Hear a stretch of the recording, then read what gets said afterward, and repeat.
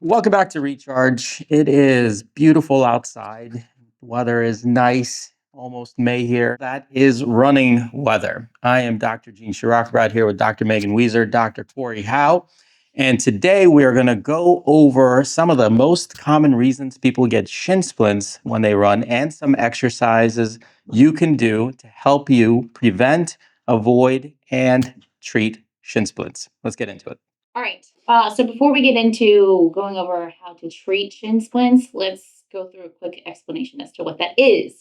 I think everybody, well, not everybody, people who run or get into running after a period of not running for a while have some familiarity with this, but some of you might not. So essentially, it's location wise, it could be in two locations, either right on the front of your shin or on like the inside of your shin, like towards the middle. And there it's essentially like a tendinopathy or a tendonitis of those groups of muscles. So specifically the front one is tibialis anterior and the medial one, but technically posterior is what we call it, is the tibialis posterior. So those two specific muscles are the ones that are impacted when we go through or when we experience shin splints.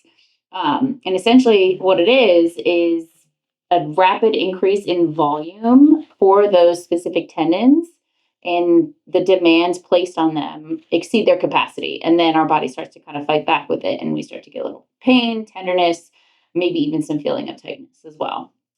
So that's what our treatments are going to target, specifically the tibialis anterior and the tibialis posterior and the calf muscle complex. You can hear that annoying tapping. That is a metronome. It is set to 160 beats per minute. That's very typically kind of the average cadence for the average person running. So what I mean by cadence, it means how many steps per minute you are taking. So if I set this treadmill to, let's see, maybe 5 miles per hour, and I try to achieve that 160 beats per minute, this is what it's gonna look like. So what I'm doing here is I'm matching my cadence, or my steps per minute, to this metronome here. Every time I step, it's trying to match that clicking.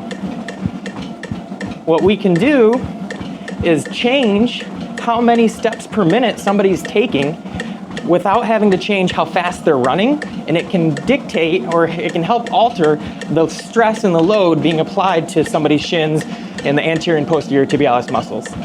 Okay, now we've increased the beats per minute by 20, or the steps per minute, without changing the speed. So all I'm doing is essentially taking shorter strides, but quicker strides. And I can already feel the difference of how much impact I'm feeling throughout my legs. Speed doesn't change, how many times I'm stepping does. So you don't have to start with 160 steps per minute, for example. You can use an app, use maybe a wearable, or contact one of us. We can help you figure out what your natural cadence is, and then we can change it by 15, 20% up or down, or 10 or 15% greater or less than, and see what feels better for you. The next phase is figuring out your ankle range of motion, particularly what's called dorsiflexion, your foot's and ankle's ability to move up this way. So one easy way to do this is put your foot up to a wall or a box, something that has a fairly flat surface. And then you want your foot about a fist width away. So from your big toe to the structure, whatever it is, about a fist. And then what you're going to try to do is bring your knee to the box or wall without your heel coming up. So Corey here, for all the greatness that he has, ankle dorsiflexion might not be one of those. So close. Not quite there yet. So if you have limited ankle dorsiflexion like this, can you imagine that when you're running, you're asking a lot of these muscles that Megan was telling you about, because they don't get to go through their full elongation and shortening phase. So it's kind of like walking around with a tight bicep throughout the day and then using it and you go, wow, why is my bicep so sore? It's kind of similar here. So one of the things we really like to do when we have people complain about shin splints is figure out, one, do you have the ankle mobility that you need for running? And two, how can we improve that ankle mobility as quickly as possible to see if that takes the stress off those tissues? So that sometimes the best way to treat shin splints is just preventing them from happening in the first place.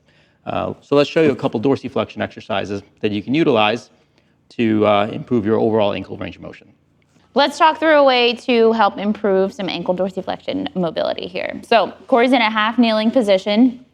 You're similar to the test. You're going to keep your foot flat and keep the heel down with this. Corey's going to grab a kettlebell and he's going to put that on the top of his thigh. And you're not pressing down in it. You're just kind of letting the weight sit there and using your hands to kind of just guide the positioning of it. And he's going to advance his knee kind of over his toes while still keeping the foot on the ground, heel on the ground. And you can do this in a couple different angles. So you can kind of press out to the side a little bit, right on center, and then on the inside as well. And just spend a little bit of time here allowing that weight to kind of melt into the system. So you can kind of repeatedly go back and forth with it, or you can just kind of hang out there. Generally, with mobility stuff, depending on if the restriction is more muscle related or if it's an actual joint restriction, it depends on how long this is going to take to really see results. The other thing I would make note of is where you feel the restriction. So, when Corey's leaning forward, does he feel the restriction more posteriorly in like the Achilles tendon, or is it more joint related? I feel it more up here, the front side. So then there's a couple other things that he could do in addition to this to help with a little bit more joint mobility as opposed to muscle extensibility here. Okay, so one other way to help improve ankle dorsiflexion, and this one is a little bit more specific to those of you who feel the restriction more in the front of the ankle as opposed to like a muscle tightness feeling in the back. That kettlebell one is a little bit better for improving muscle extensibility in the back muscle tissues there. This one here is a little bit better for like joint mobility. So you're gonna attach a elastic band to something that will not move. And generally you want it to be at a height that is lower than where your foot is going to be to allow for, the best bang for your buck here. And there should be, some good tension on it here. So similar to the other two things we kind of talked about, both the test and the kettlebell piece, you're going to keep the foot flat here. And Corey's going to advance his knees over his toes. And as he does that, you get a little bit extra of some tension here on the band. And it helps kind of create a little bit of like a banded and assisted joint mobilization, if you will, within the the ankle complex there. See my anterior tib trying to help there. It just doesn't go. Yeah.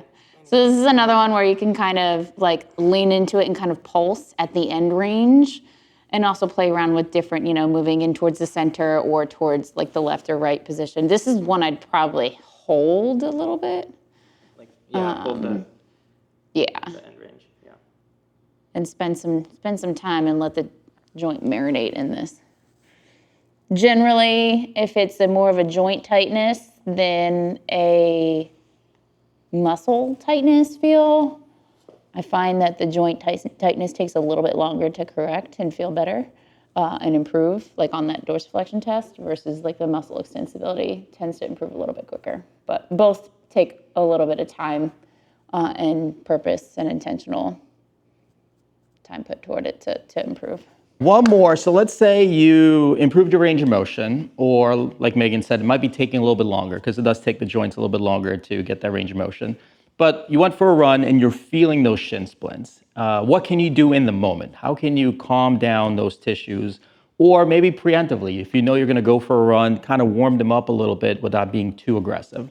And here's an exercise you can do. So this is going to utilize mostly what's called isometrics. You're going to engage those muscles, but you're not going to elongate or shorten them. You're going to keep them at the same length. So we really like kettlebells for this because you can slide your foot into it. But if you don't have a kettlebell, you can grab a band, anything really that you can kind of dip your foot into. From here, you're going to put your toes in, you're going to pull your toes up into the handle, and then you're going to lift up a little bit and you're going to hold that.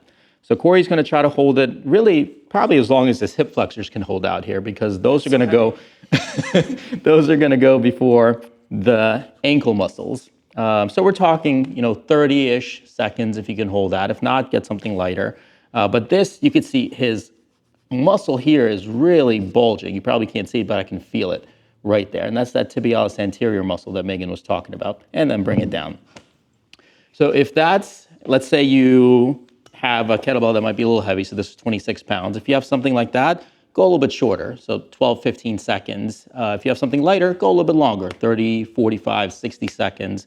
But don't go too much further than that. You're gonna feel a point of fatigue. The muscle's gonna engage. It might burn a little bit. It might be very similar to shin splints, and we want that. That's okay. But it should never cross over to the uncomfortable. We want to engage those tissues, get your body loading them, so then when you go for your run, it's a transferable skill that's very similar for your body. Try those, do 3 to 5 sets, again, anywhere from 15 to 60 seconds, depending on the weight. You could do that after the run to kind of calm those tissues down, or you could do it before the run to get your body ready for the run. All right, so hopefully you found that helpful if you're dealing with shin splints. Those are a few things to look at. Again, as always, if you're having pain and it's not going away, or if you're limping and it's just continually to get worse, go see a physical therapist in your area. If you're around Ellicott City, Howard County, Maryland, you can come see us at Recharge. Otherwise, go ahead, like and subscribe. We're going to put out more videos. Leave a comment below if there's anything else you want to learn, if you're dealing with any other running issues, lifting issues, fitness issues, anything. Any kind of issues at this point, let us know and we'll put out a video and help you out. So thanks for tuning in. Make sure you subscribe. We'll catch you in the next video.